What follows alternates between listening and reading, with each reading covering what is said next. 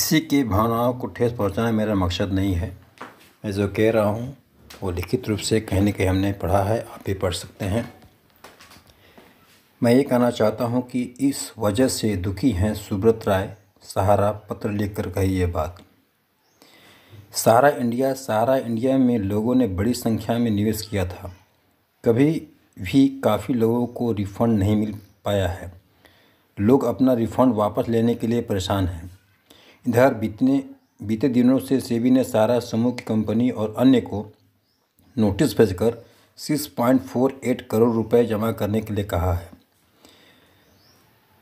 Highlight देखें तो सेबी ने पिछले दिनों में नोटिस भेज करके 6.48 करोड़ रुपए जमा करने को कहा। सहारा में अभी भी काफ़ी लोगों का पैसे फंसे हुए हैं। सोशल मीडिया पर वायरल हो रहा है कि सुब्रत राय एक पत्र लिख करके लोगों को पैसे वापस करने की बात कह रहे हैं। नई दिल्ली सहारा इंडिया और इसके प्रमुख सुब्रत राय की परेशानी लगातार बढ़ती जा रही है। पिछले दिनों भारतीय प्रतिभूति एवं विनिमय बोर्ड, जिसको हम सेबी कहते हैं, में सहारा समूह कंपनी सहारा हाउसिंग इन्वेस्टमेंट कॉरपोरेशन, इसको SHIC, उसके प्रमुख सुब्रत राय और अन्य को नोटिस भेजा था, जिसमें सेबी ने उन्हें 15 दिन के अंदर 6.48 करोड़ रुपए जमा करने के लिए कहा था। सेबी ने चेतावनी भी दी थी कि रुपये जमा नहीं करने पर परिसंपत्तियों और बैंक खातों को जब्त कर लिया जाएगा। दरअसल ये कंपनियां सेबी द्वारा लगाए गए जुर्माने को अदा करने के लिए असफल रही हैं। इसके बाद उन्हें नोटिस जारी किया गया। अब सुब्रत राय सहारा का एक पत्र सोशल मीडिया पर वायरल हो रहा है। इस पत्र में सहारा इंडिया के कर्मचारियों के लिए लिखा गया है। इस पत्र में कर्मचारियों से अनुशासन में रहने की बात कही गई है। अनुशासनहीनता ये करते हैं और पब्लिक को या कर्मचारियों को अनुशासन में रहने की बात कहते हैं। इसमें लिखा गया है कि अनुशासनहीनता सहन नहीं की जाएगी। देखिए, ये धमकी दे रहे हैं, कर्मचारी अनुशासन में रहें। बता दें कि सुब्रत राय सहारा लगातार मुश्किलों से घिरे हुए है। इसमें किसी भी एजेंट का कोई भी गलती नहीं है। सहारा श्री या गवर्नमेंट ने जो नियम बनाए उसके तहत बेरोजगार लोगों ने एजेंट बन करके रोजगार शुरू की। इसमें सारा गलती 100% सुब्रत राय की है। ऐसा नियम ही इन्होंने क्यों बनाया? सेबी ने जून में अपने आदेश में सहारा समूह की 2 कंपनियों सहारा हाउसिंग इन्वेस्टमेंट कॉरपोरेशन और सहारा इंडिया रियल एस्टेट कॉरपोरेशन, अब सहारा कमोडिटी सहारा कॉरपोरेशन या सर्विसेज कॉरपोरेशन, और सुब्रत राय, अशोक राय चौधरी, रवि शंकर दुबे और वंदना भार्गवा। ध्यान सुनिए, सुब्रत राय, अशोक राय चौधरी, रवि शंकर दुबे और वंदना भार्गव पर 12 करोड़ रुपए का जुर्माना लगाया था। इन इकाइयों को पर यह जुर्माना वैकल्पिक पूर्ण परिवर्तनीय डिबेंचर यानी OFCD जारी करने में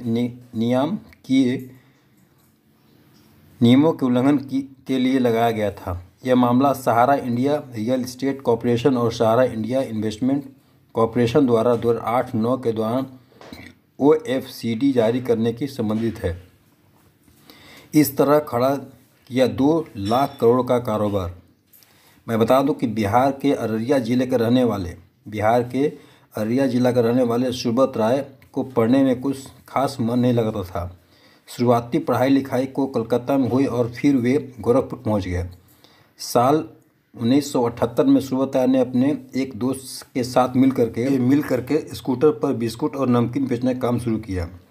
एक कमरे में 2 कुर्सी और एक स्कूटर के साथ उन्होंने 2 लाख करोड़ रुपए तक का सफ़र तय कर लिया। दोस्त के साथ मिलकर उन्होंने चिट फंड कंपनी शुरू की। उन्होंने पैरा बैंकिंग की शुरुआत की। गरीब और मध्यम वर्ग को टारगेट किया। मात्र 100 रुपये कमाने वाले लोग को भी उन्होंने 20 रुपये जमा करने को कहा। देश की गलियों गलियों में या गवर्नमेंट की गलतियों के आड़ में देश की गलियों गलियों तक उनकी ये स्कीम मशहूर हो गई। लाखों की संख्या में लोग सहारा के साथ जुड़ने लगे। हालांकि साल 1980 में सरकार ने इस स्कीम पर रोक लगा दी। जब सरकार को ये भनक लगी कि ये गलत है, तो वहाँ पर रोक लगा दी।